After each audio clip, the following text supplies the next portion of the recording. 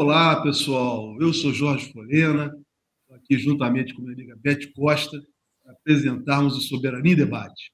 É um programa do movimento SOS Brasil Soberano, Sindicatos e Engenheiros no Estado do Rio de Janeiro.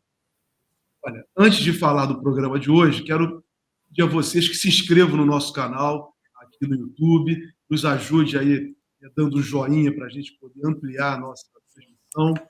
Envie os seus amigos também para poder se inscrever no YouTube e também nas nossas redes sociais. Nosso Instagram, o QR Code está aqui na tela. Nosso Instagram é @SOS Brasil Soberano. @SOS Brasil Soberano. Beth, hoje nós vamos falar sobre uma empresa, um setor importante. Vamos falar também de uma empresa elétrica fundamental para o desenvolvimento do Brasil, mas que, infelizmente, os entreguistas brasileiros, governo de Bolsonaro, Michel Temer, vamos botar assim, começa com Michel Temer e isso intensifica e se consolida no governo de Bolsonaro. Foi a entrega da Eletrobras, uma das maiores geradoras de energia elétrica do mundo, energia limpa do mundo. E energia é necessário para o desenvolvimento do país, para o progresso, para tudo, para a indústria, para as pessoas, para tudo. E eles entregaram Bolsonaro, tem que dar um nome, Beth, Bolsonaro e seus comparsas, inclusive do Congresso Nacional, entregaram essa empresa pública importantíssima para o mercado financeiro, para os bancos. Lucrativa. Lucrativa, entregaram para os bancos, e mesmo que não fosse lucrativa, porque a empresa pública não é para dar lucro, é para ajudar no processo de desenvolvimento. Eles entregaram. Então é sobre isso que nós vamos falar, um tema que é soberania na veia. Beth, quem é o nosso convidado de hoje? Bom, eu vou anunciar como o tema é extremamente importante. O nosso convidado de hoje é o Felipe Araújo, que está chegando aqui. Oi, Felipe, obrigada aí por você ter concordado em participar do nosso programa. Eu vou fazer uma pequena apresentação do Felipe. O Felipe é engenheiro civil, com ênfase em recursos hídricos e meio ambiente, pela UFRJ, Universidade Federal do Rio de Janeiro. Pós-graduado em gestão estratégica por processos pelo IBMEC. Foi diretor administrativo financeiro e atualmente é diretor de negociação coletiva aqui do SENGE RJ.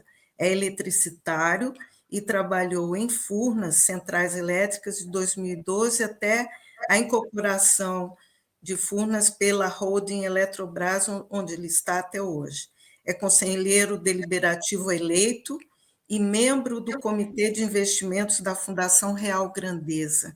É também diretor regional do Rio de Janeiro, do DIESE. Obrigada, Felipe, por você estar aqui conosco. Bom, como o Jorge já falou, esse programa é muito importante porque a gente considera a produção e distribuição de energia são algumas das maiores descobertas da humanidade, né? Praticamente toda atividade humana depende de fontes de energia, principalmente da eletricidade, tanto que o acesso a ela é considerado um direito fundamental das pessoas pela ONU.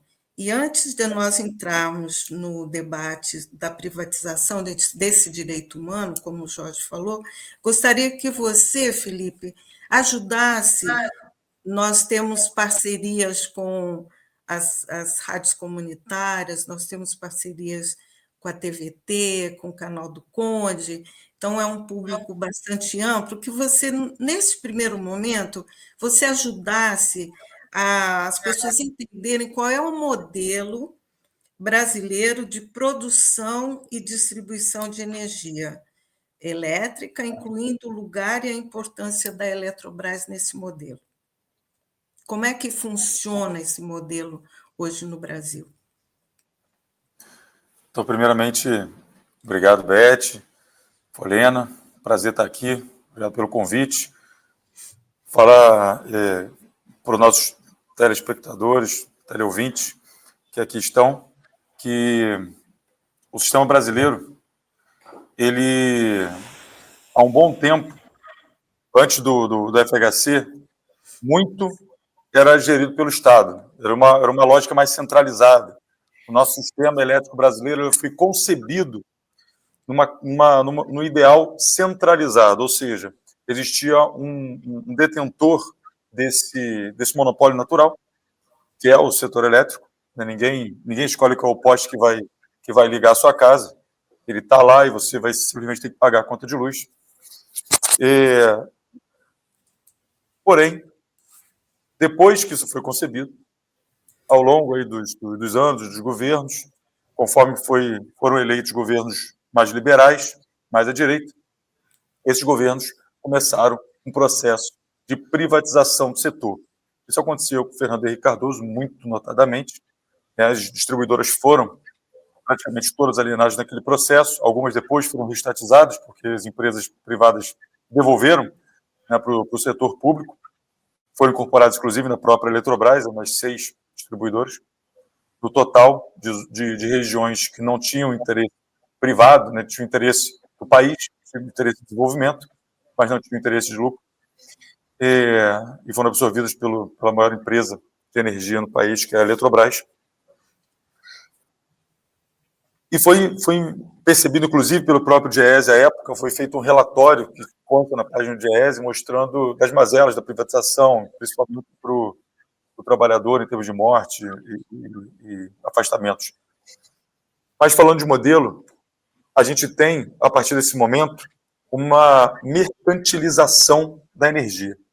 Aquilo que era considerado um bem essencial, e corretamente considerado um bem essencial para o desenvolvimento de qualquer nação, e a gente está falando de desenvolvimento, a gente está falando de diferencial estratégico geopolítico, tá?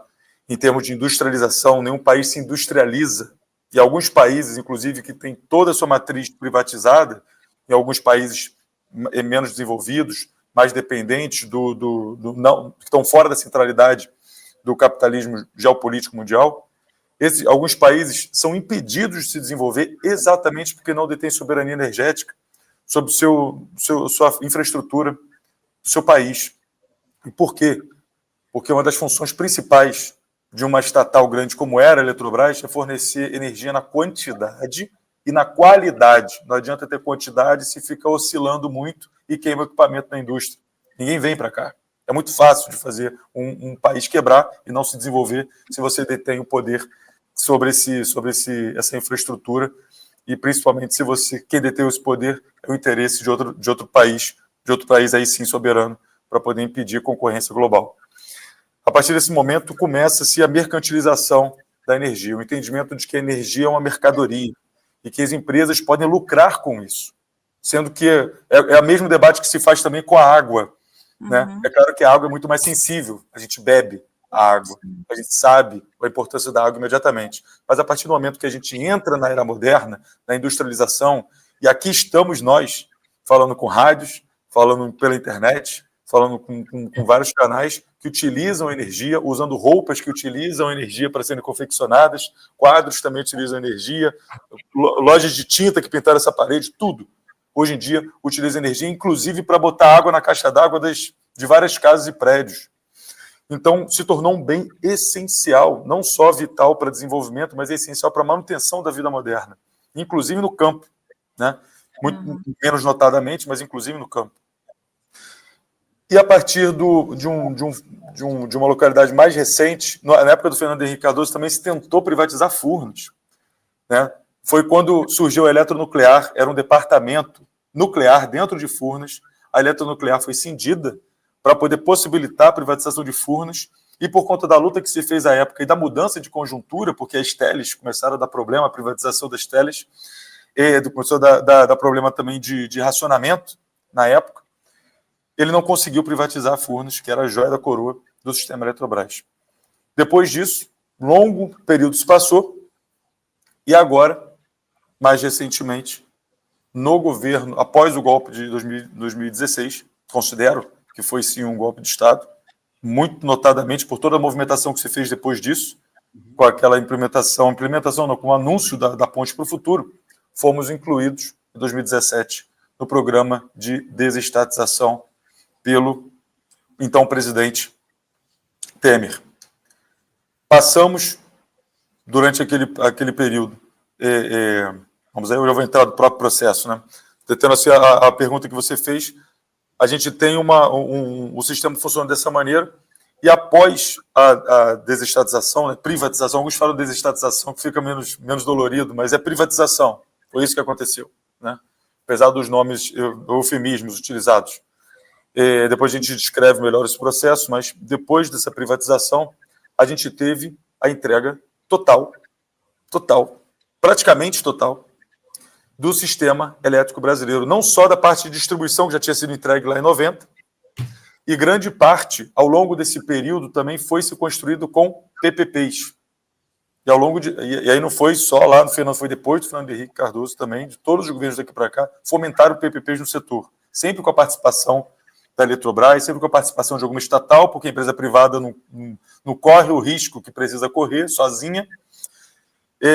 Então foi-se aumentando, ampliando a participação privada nesse setor e aumentando a lógica de mercantilização desse setor, inclusive a participação de setores privados dentre os acionistas da própria Eletrobras, aumentando a pressão pela lógica da mercantilização dentro da própria Eletrobras.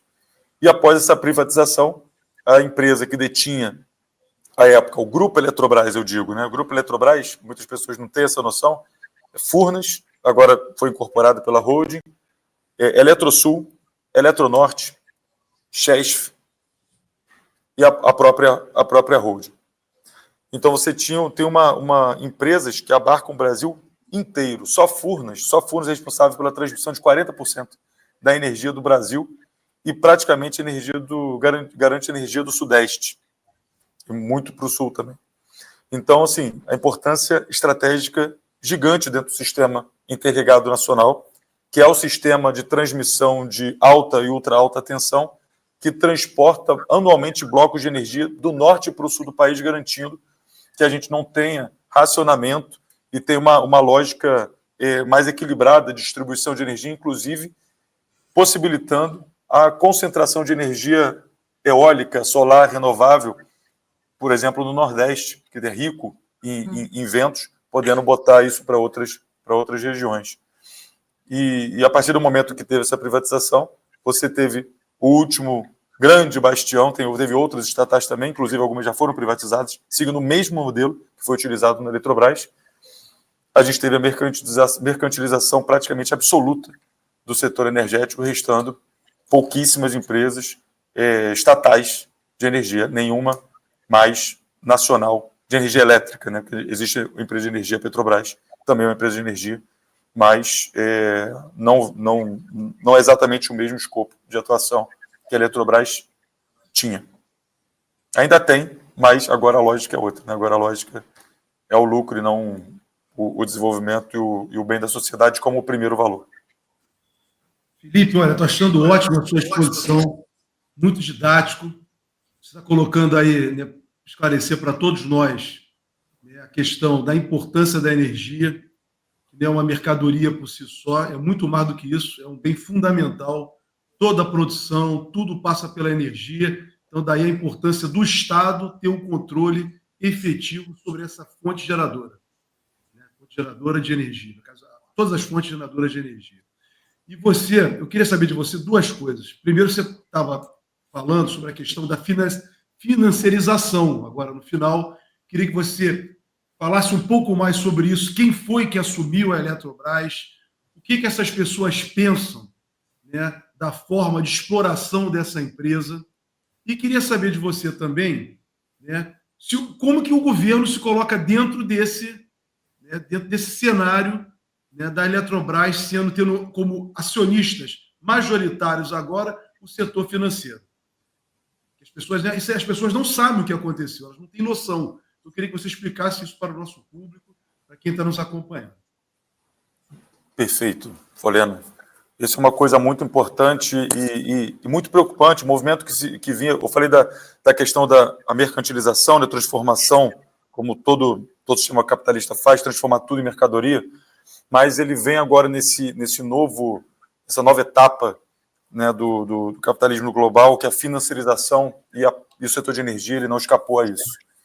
A gente teve, só para citar, um grande exemplo do mal que faz para um país a financiarização de um bem tão essencial assim, é o caso do apagão no Amapá, que a gente teve, né?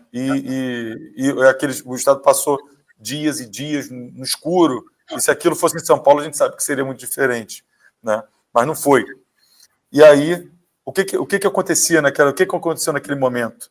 A gente ainda tinha a Eletrobras e os nossos companheiros da Eletronorte foram socorrer com seu know-how, com seu acúmulo de conhecimento, que não existe nenhuma outra empresa, porque estatal também é acúmulo de conhecimento estratégico, não é só de recurso e infraestrutura. Não tem nenhuma empresa que mantém tanta gente com tanto conhecimento por tão longo tempo. E foram lá socorrer e fazer a gestão daquele evento emergencial e conseguiram reconduzir o Estado à luz.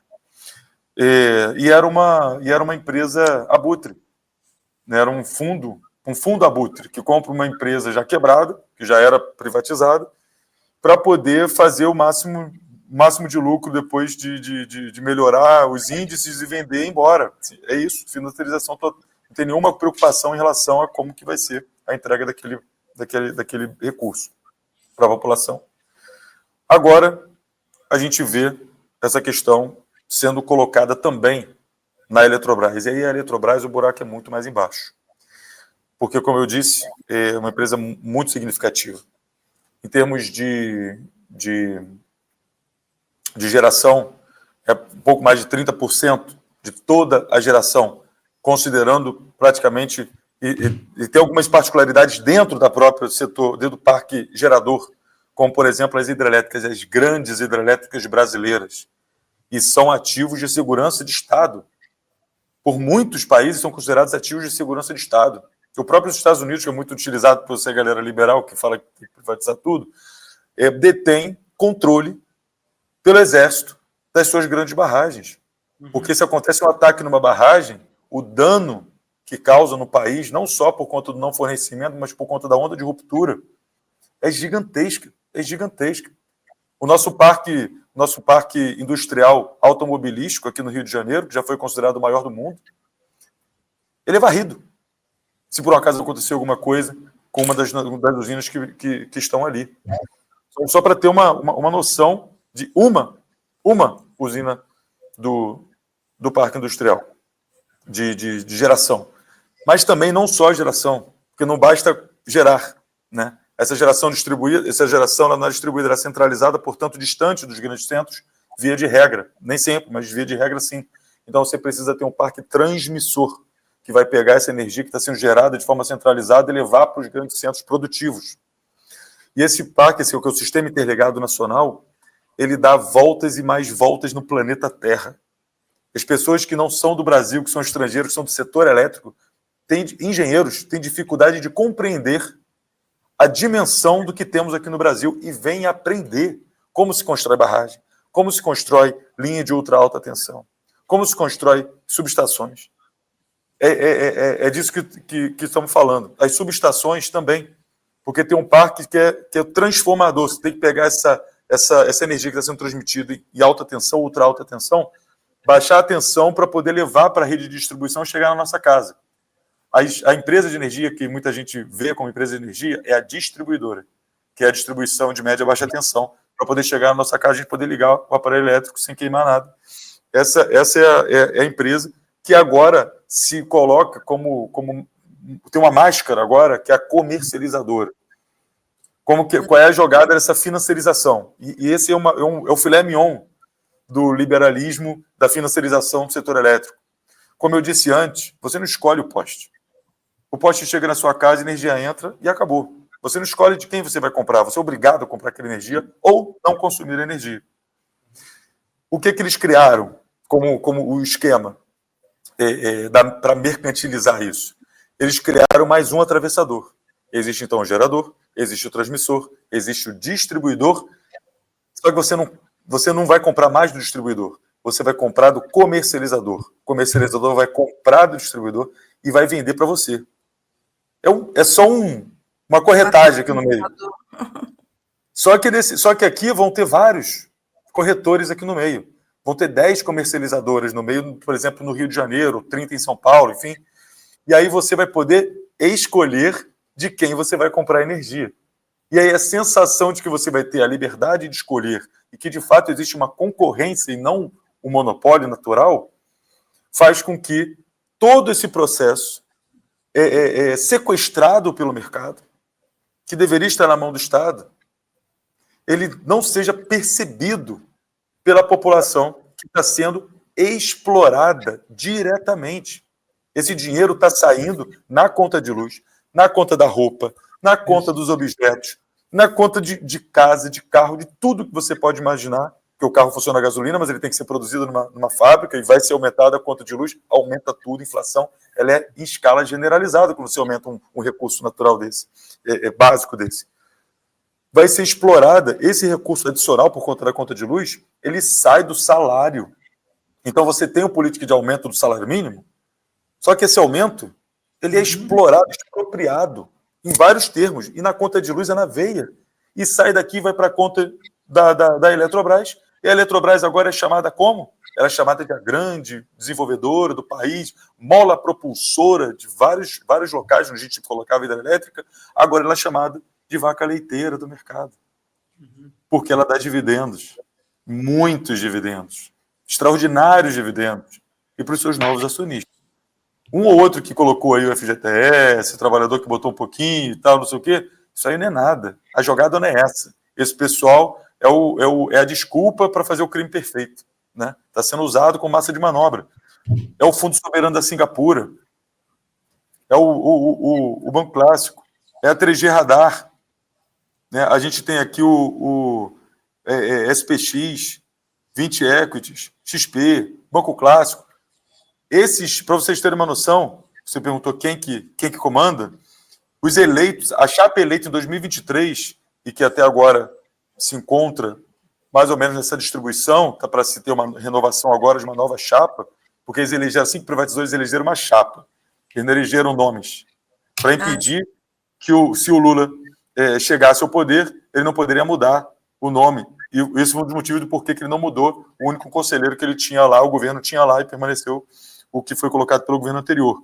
Foi eleito, então, uma chapa, e dessa chapa, mais de quase 45% era de um grupo detentor de cerca de 5% só das ações. Isso saiu no jornal, se não me engano foi na Folha, de uma gravação do agora presidente, mas então era conselheiro, foi do Falcone, esqueci o primeiro nome agora, gente, dele, mas ele é o atual presidente do conselho, é muito conhecido, Falcone, a empresa de consultoria dele, e ele falando no conselho, abertamente ali, porque eu não sabia que estava sendo gravado, não sabia que alguém ia escutar aquilo, e aí falando da articulação que foi feita nos cafezinhos, para poder articular quem que ia comandar esse conselho. E então, só a 3G Radar era 0, não chegava nem 1% das ações ordinárias, nem 1%, e colocou praticamente todo mundo no conselho, a maioria para comandar a empresa. Felipe, pera um minutinho só, você vai continuar, mas só porque o nosso programa ele também está sendo transmitido, como a Beth falou, pelo canal do Conde, pelo nosso canal, e também vai ser retransmitido na TVT, mas ele também é retransmitido em diversas rádios comunitárias pelo Brasil. Então, para não passar em branco o que você falou, que é muito sério, você está dizendo que 5%, o sistema financeiro que tem 5% de controle da empresa, conseguiu formar uma chapa para controlar a empresa, a Eletrobras, 5% contra 40% dessa chapa? Quer dizer, minoritários, quer dizer, bem minoritários, e o governo tem quantos por cento na empresa? 43%. E quantos por cento o governo tem na chapa de administração?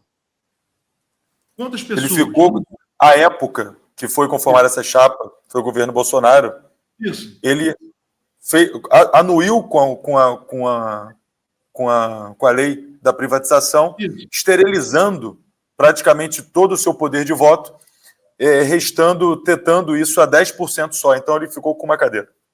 Pô, Felipe, então isso é um escândalo na história do Brasil, ratificado Sim. pelo Congresso Nacional por um governo entreguista. Por quê? O governo tem 40% das ações da empresa, mesmo privatizada.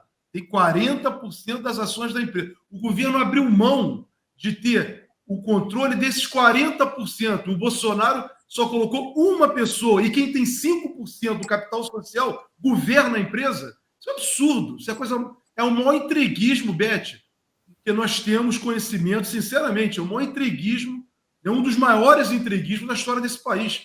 Quer dizer, o Bolsonaro nos possibilitou e abriu mão de 40% da empresa, mesmo depois de privatizada, para que alguém que tem 5 governe a empresa. Pô, Felipe, explica de novo para quem está nos ouvindo. Eu quero dar ênfase a isso. Perdoe-me, Beth, Felipe, quem está nos acompanhando, porque isso é um escândalo.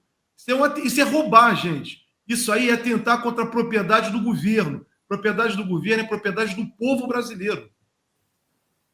Exato. E não à toa, o atual presidente Lula, ele classificou isso como escárnio, como um escândalo e como de fato, como você falou aqui agora, não usou exatamente essas palavras, usou uma palavra mais amena, claro, porque ele estava já no cargo, mas um caso que atenta contra a soberania nacional, né? E abriu junto com a interlocução que fizemos dentro do Coletivo Nacional dos Eletricitários, uma ação direta de inconstitucionalidade em relação a essa lei de privatização, fazendo menção explicitamente em relação ao poder de voto do acionista, né, porque ele estava sendo tolhido, tinha 43, só podia votar com 10. E aqui, gente, votar com 10, está falando de conselho, mas o voto de 10% é na Assembleia de Acionistas. A Assembleia de Acionistas tem o poder de fazer a chapa dos conselheiros, e os conselheiros colocam os diretores, e aí você faz a gestão da empresa.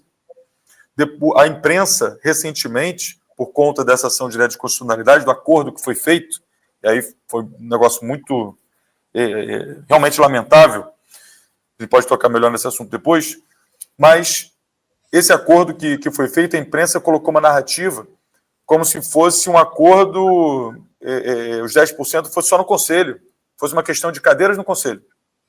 E não é. O governo continuou com 10% só lá na Assembleia de Acionistas, que é quem diz quem é que vai estar no Conselho. Então, o real poder está nos acionistas.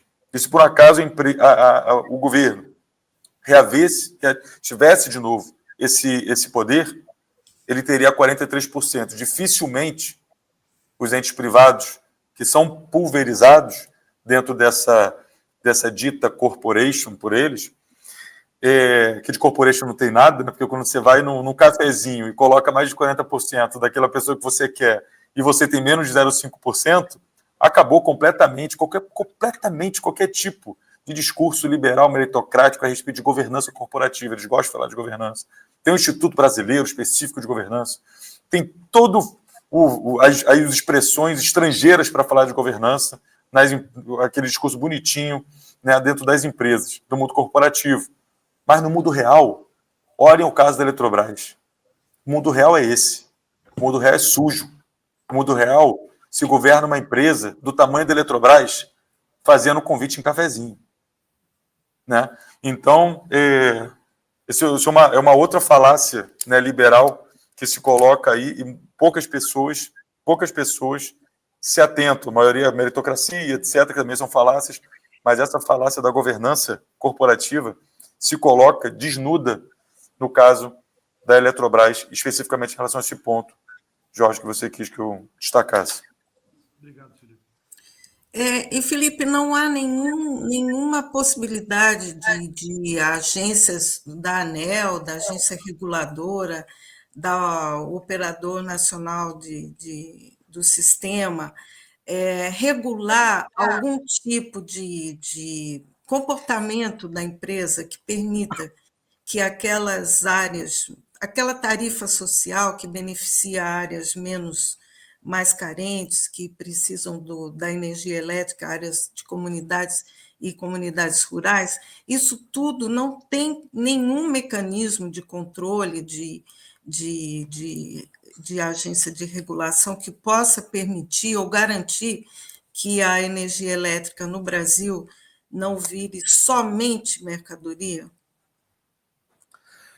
Então, Beth, o que acontece?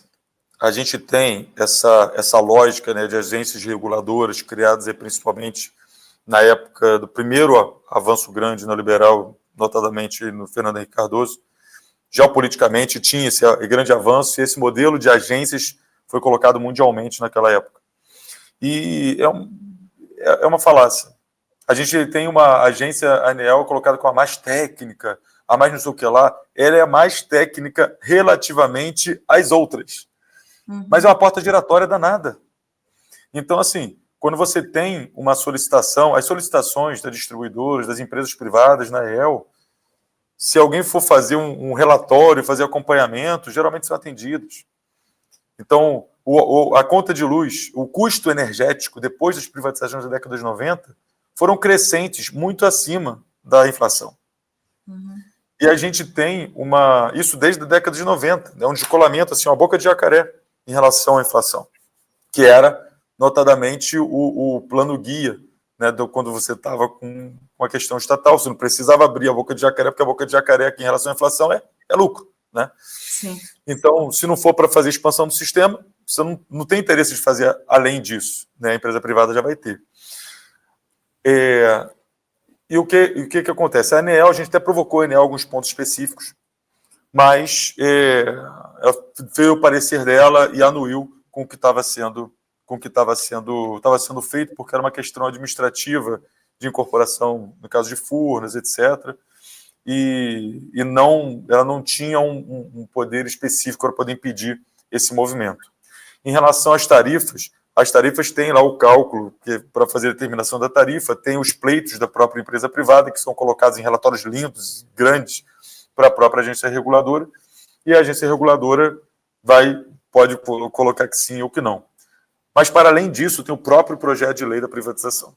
E aqui tem outro grande problema, um outro grande roubo, né, embutido nesse projeto de lei. À época, a gente tinha várias instalações que já estavam amortizadas. O que significa um investimento estar amortizado? Significa que você, por exemplo, comprou a sua TV para colocar na sua casa. Sim. Não tinha dinheiro à época, total para o investimento, dividiu em 30 vezes. Depois que você pagou as 30 parcelas, você amortizou esse investimento. E agora a televisão, ela é sua. O único custo que você vai ter com essa televisão mensalmente é pagar a energia para poder funcionar a televisão e a manutenção, caso dê algum problema. Porque a televisão já é sua. Isso acontecia exatamente, dadas as devidas proporções, para que todas as pessoas que estão nos assistindo entendam, com as nossas hidrelétricas. A gente tinha hidrelétricas enormes, que já estavam amortizadas. A gente já tinha... Como que a gente pagava essa parcela? Na conta de luz. Na conta de luz das últimas décadas.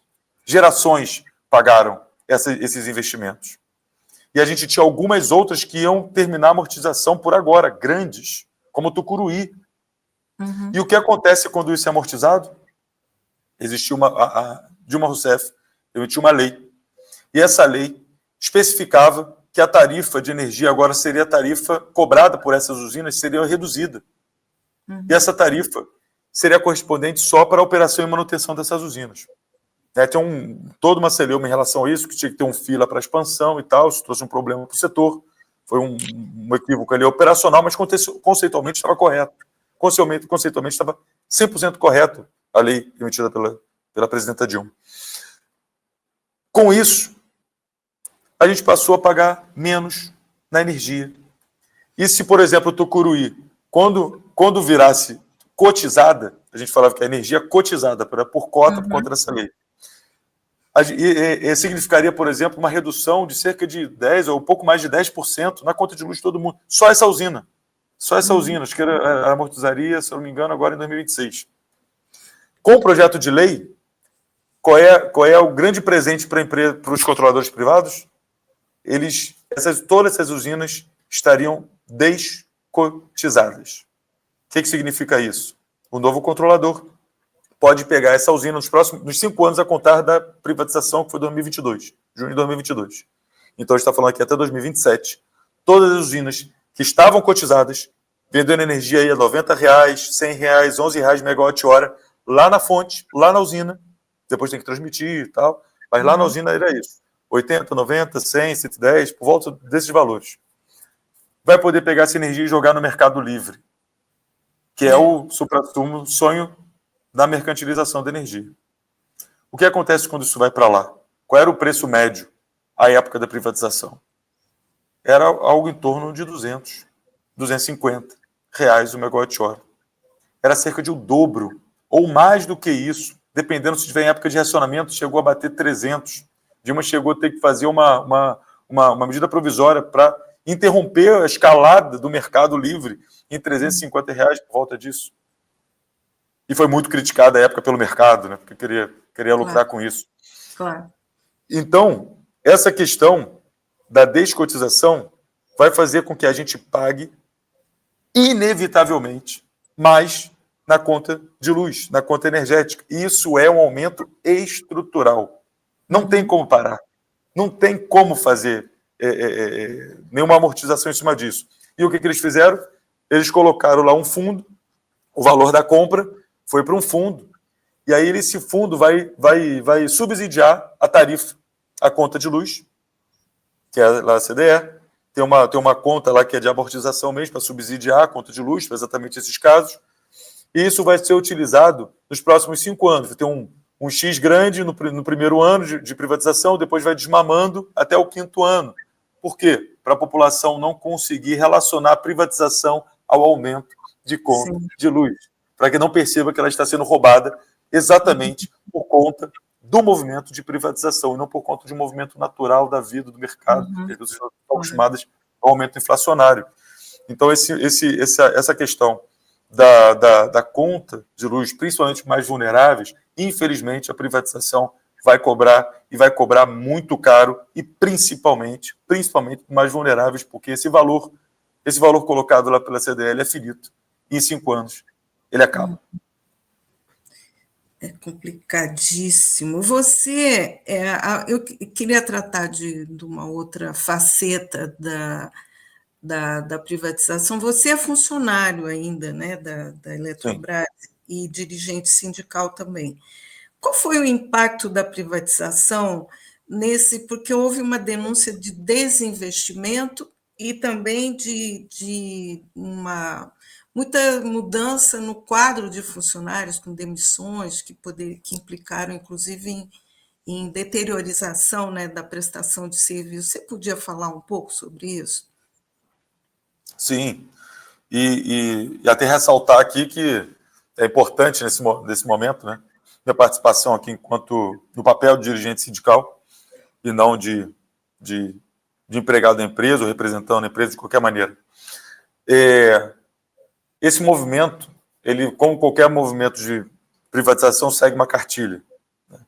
É uma cartilha de precarização, de um processo persecutório interno dos concursados, exatamente daquela mão de obra que é considerada estratégica pelo acúmulo de conhecimento que tem do setor, encarada pelo novo controlador como custo e que tem que ser retirado. Né? Até existem algumas expressões aqui dentro altamente assim, de deixar cabelo em pé, mas ditas em reuniões internas, né, que se fala pelos corredores da Rádio Peão, né? A Rádio Peão diz isso, que é o muro velho que tem que ser derrubado para subir o muro novo. Né? As pessoas concursadas, no caso, são aquelas que são colocadas como nesse movimento detrator. E aí a gente tem uma situação em que muitos funcionários, principalmente aqueles que são oriundos da época da estatal, que fizeram concurso público, que não foram colocados por apadrinhado, não foram colocados por nada, fizeram concurso público, se sentem no verdadeiro apartheid, né, não em todos os locais, mas em boa parte dos locais, se sentem verdadeiro apartheid, oprimidos por grande parte do tempo, e sem saber até quando que vai ter uma situação mais estável, né, dentro da empresa, exatamente por conta da visão de alguns, lamentável, de alguns gestores e autogestores, que aqui, tendo a questão da gestão e também da alta gestão da empresa, porque é a alta gestão que é o pessoal que entra lá da 3G, PTG Pactual, né? A gente tem relatos, de novo, né, da Rádio Peão, de pessoas da alta gestão perguntando se não dá para trocar tudo ao mesmo tempo, pessoas assim, mostrando nitidamente que não tem o mínimo conhecimento da empresa que entrou para gerir. É pessoas provenientes de banco, que estão olhando uma planilha, que não sabem o que é o setor elétrico. É claro que a gente tem que ser pessoas minimamente que tem alguma noção da parte da operação, que dá algum tipo de freio mínimo, mas é um freio assim que derrapa a ladeira abaixo, sabe? A gente tem aqui muita pressão para a questão econômica, resultado econômico, para ser e se estabelecer como a vaca leiteira do mercado. Então a pressão na força de trabalho tem sido muito grande. A gente tem uma redução assim drástica da força de trabalho original dentro da empresa. A cada acordo coletivo de trabalho, redução de milhares e milhares. O último acordo foi fechado agora, depois de um ano, né, de período, quase um ano que a gente ficou sem acordo coletivo de trabalho. Tivemos que fazer greve, empresa privatizada, a gente teve que fazer greve para poder ir ao Tribunal Superior do Trabalho, no dissídio coletivo de greve, até conseguir chegar num acordo coletivo de trabalho. Esse período, algumas pessoas foram demitidas sem nenhum critério, nenhuma salvaguarda, nenhuma indenização pelo tempo que passou na empresa e construiu todo esse parque gerador, e que, graças a Deus, muito bem construído, e no setor elétrico, é um setor elétrico muito tecnológico e que ele funciona, entre aspas, sozinho. Você vai fazendo algumas besteiras ao longo do caminho, e aí você não tem um crash, não tem uma interrupção, uma ruptura de fornecimento de energia, porque tem várias salvaguardas e várias redundâncias no sistema, exatamente porque o objetivo da empresa não era dinheiro, o objetivo da empresa era garantir o fornecimento da quantidade e da qualidade de energia para a sociedade brasileira. Então, esse sistema ele não para por qualquer coisa. Só que isso vai acumulando risco. Isso é invisível. Enquanto isso está acumulando risco, a vaca leiteira vai dando leite. Uma hora esse risco acontece. E a gente, enquanto sindicalistas dentro do Coletivo Nacional dos Eletricitários, já fizemos alguns boletins por conta de acidentes que já aconteceram, e dentro do coletivo, os sindicalistas e lideranças dentro do coletivo, né, imputam e fazem uma forte crítica a pressões econômicas, principalmente no setor, né, de manutenção desses equipamentos, porque a gente tinha uma cultura de segurança dentro dessa empresa, que é a cultura agora de lucro. Existe o setor de segurança? Claro que existe o setor de segurança. Existe uma preocupação com segurança? Existe. Mas não existe. A cultura de segurança ela foi e continua sendo diariamente vilipendiada, em termos de cultura de segurança do padrão que nós tínhamos estabelecido. Nossas empresas formavam os eletricitários do Brasil todo nas últimas décadas. Estava, inclusive, no ranking das revistas de mercado, Exame e tal, essas revistas aí, quando você via lá o ranking das empresas reconhecidas pelo mercado, né? Estava lá, todas as empresas da Grupo Eletrobras estavam lá, entre as 10 mais reconhecidas pelo mercado. Então, assim, e não é por um acaso, né? Só que agora privatiza, o que acontece? Tudo era ruim. Tudo agora, depois da privatização, é bom, e antes tudo era ruim. A gente teve que, recentemente, alguns trabalhadores relataram ao sindicato que num evento interno, né, por conta de eu estar dedicado à função sindical, eu não assisti isso, mas teve relatos de que houve um grande gestor da empresa, né, próprio presidente, falando da questão, fazendo uma colocação de que o parque de equipamentos, tá, como se fosse assim, a culpa era que estava tudo velho. E a gente veio agora, a gente vai salvar o setor, porque agora vai ficar tudo novo. Sabe a mercantilização da coisa? A questão não é, a questão em termos de manutenção de equipamento, não é a vida, quando você comprou o equipamento. O que importa é a vida útil do equipamento. E vida útil do equipamento se faz uma gestão de manutenção desses equipamentos. Você sabe quando você tem que trocar o equipamento e quando você pode fazer manutenção e você estender a vida útil desse equipamento sem precisar ficar tendo que ficar comprando equipamento a qualquer momento, só porque ele tem um cheirinho de novo. Né? E a gente tinha essa cultura de segurança, essa cultura de manutenção, a gente tinha dentro dessa empresa e ela foi completamente modificada. Agora a lógica é outra e agora as situações realmente estão muito diferenciadas e a pressão dentro do grupo, de uma força de trabalho que estava associada, acostumada a trabalhar com processo e respirar a segurança do trabalho, sem se preocupar se vai voltar para sua casa hoje ou não. A gente voltava para nossa casa, salvo raríssimas exceções.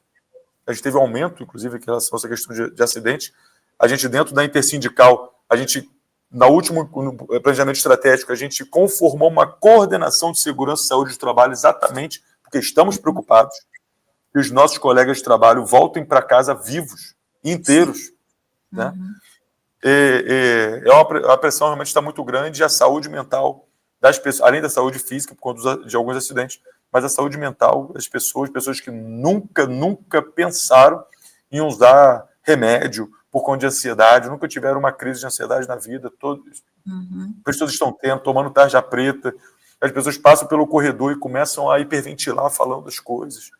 Entende? Pessoas que estavam, pessoas felizes, com família, etc., que você falava com eles e falava amenidade com essa pessoa passa a falar só apreensões, ansiedades, medo. E a empresa fecha os olhos para isso. Né? Sim. Ou, pelo menos, aparentemente, é o que aparenta. Né? Fecha os olhos para isso porque faz uma narrativa bonita de gestão de mudança para uma nova cultura, mas, aparentemente, o que ela faz é assinar um recibo de incompetência, porque se a lógica for derrubar muro velho para subir muro novo, né, um construtor faz. Gestão de mudança é outra coisa. Né? Não é extirpar pessoas divergentes e colocar pessoas que você pode moldar a sua nova vontade. É você fazer uma gestão, de fato, disso, de forma segura, etc. Isso, infelizmente, a gente ainda não conseguiu vislumbrar vindo dessa nova gestão. Ou, pelo contrário, a gente está vendo realmente um aparente viés ideológico muito forte e preconceituoso muito forte em relação à força de trabalho que construiu tudo aquilo que eles compraram, né, na bacia das almas do governo Bolsonaro e que hoje é a grande vaca leiteira, a razão de ser a grande vaca leiteira deles. Isso é um atraso quase colonial, né, na relação de trabalho dentro de uma empresa como essa. E Felipe, nós estamos quase aproximando aqui do final do nosso programa, mas eu queria te perguntar qual o futuro do Brasil nessas condições da Eletrobras, frente aos projetos de desenvolvimento com distribuição de renda que o governo tem como Programa de Aceleração do Crescimento, PAC, e o da Nova Indústria Brasil, quando não há controle estatal do setor elétrico, que é o indutor fundamental do desenvolvimento. Muito obrigado, esse é um ponto central. Esse é um ponto que a gente colocava, inclusive, na luta pela ação direta de constitucionalidade, a gente colocava insistentemente para a Casa Civil, insistentemente para a Fazenda, insistentemente para o governo. Infelizmente, a gente, desde que o presidente Lula assumiu, o Coletivo Nacional dos Eletricitários solicitou reunião e ele nunca, né, respondeu positivamente, nunca nos recebeu para uma simples reunião, para a gente poder falar para ele todos esses riscos. A gente entende que é uma situação de inviabilidade no sentido de se fazer um movimento soberano. Você consegue fazer um movimento dependente das vontades de outras nações soberanas. Mas você colocar um projeto desse na rua, tendo o mínimo de intencionalidade, de soberania, ou seja, eu vou para onde eu quero, desse jeito, porque eu quero chegar nesse outro lugar, é uma situação que vai ficar muito precarizada, com risco altíssimo disso não acontecer, de não chegar onde se imagina chegar, exatamente porque uma hora a conta vai chegar. Essa nova indústria vai ter um custo energético muito caro, muito maior do que nós temos hoje, muito maior do que poderíamos ter, porque não só as tarifas que baixaram das empresas, das usinas cotizadas vão aumentar, como aquelas que seriam cotizadas, ou seja, reduções que viriam aí para frente, essas reduções serão frustradas. Elas não só não vão ocorrer, como esse negócio vai aumentar. Isso tudo vai bater na conta da indústria automaticamente. E a indústria vai repassar, a gente sabe como isso funciona. Né? Infelizmente, a gente tinha a chance de recuperar o controle da empresa, ainda que, mesmo que não reestatizando, porque com 43% ela não seria reestatizada, mas a gente teria o controle efetivo, porque os outros controladores são todos controladores privados pulverizados. Nenhum deles consegue controlar 43% das ações e formar um bloco. Inclusive, isso é proibido internamente formar um bloco. Com 43% vencendo a CDI, indo para uma batalha para tentar vencer a CDI, a gente teria a possibilidade de retomada de controle e da soberania. Infelizmente, e aí é com muito pesar que eu falo isso, foi muito recente isso, o governo federal, o governo do presidente Lula, optou por um acordo, assim, um acordo que conceitualmente você está com uma ação de direito contestando a constitucionalidade de algo, o STF tem que julgar se é constitucional ou não. Na hora que você faz um acordo, você está assumindo a possibilidade de uma inconstitucionalidade.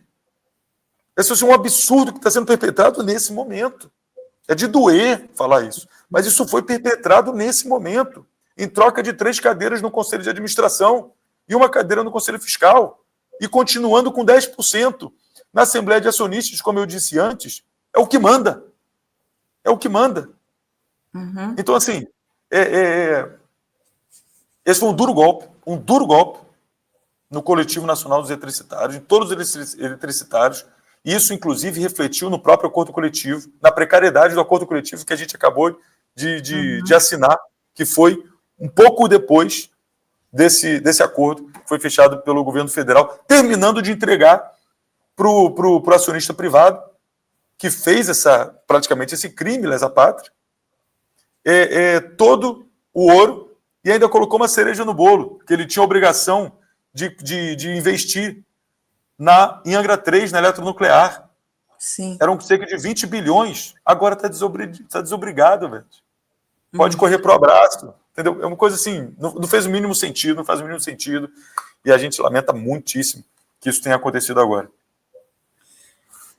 Bom, Felipe, nós chegamos aqui, estamos no final do programa. A gente te agradece imensamente pelos esclarecimentos, pela posição firme que vocês têm nos eletricitários, na questão sindical, no movimento mesmo de entendimento da importância do setor elétrico para a soberania do Brasil. Então, eu queria abrir para suas considerações finais antes da gente encerrar aqui a nossa conversa, bastante produtiva no nosso entender. Obrigado, Beth. Obrigado ao Soberania em Debate, ao Brasil Soberano, ao próprio ambiente do sindicato do qual eu faço parte, proporcionar esse momento aqui para poder colocar essas questões todas, questões complicadas, questões que cortam na própria carne, mas precisam ser ditas, precisam ser colocadas. E eu acho que esse momento de despedida, eu faço uma questão aqui que a gente não conseguiu debater, e não vou aprofundar, mas é um alerta que a gente tentou fazer, inclusive, para os petroleiros à época, que o modelo de privatização que foi colocado para a Eletrobras, ele foi a primeira vez que esse modelo foi colocado, que é de diluição de ações. Ele já privatizou a Copel, já privatizou a Sabesp, já privatizou outras empresas no país, e a gente alertou à época, se isso passar para a Eletrobras, vai passar para todo mundo. É o jeito mais absurdo, mais rápido de conseguir fazer uma privatização, e no dia que a gente tiver o azar de virar o governo, para um governo de âmbito mais liberal, Petrobras e outras empresas também de capital aberto estão na alça de mira. Então, a gente precisa estar muito atento a esse modelo e a gente precisa estar muito atento em retomar e fortalecer o que ainda há de estatal no setor elétrico brasileiro. Tá bem. Muito obrigada, Felipe. Fica aí o alerta, é uma mobilização para nós que somos militantes do movimento democrático pela soberania no nosso país, sempre trabalhando, a gente nunca descansa, né? Até porque os empresários e a direita nunca descansam, né, nesse país. Então, agradeço muito a sua presença e vamos encerrando o nosso programa por aqui, esperando todos e todas na próxima semana com um novo debate. Obrigada, Felipe, de coração, por todos esses esclarecimentos de hoje. Obrigada. E até semana que vem. Tchau.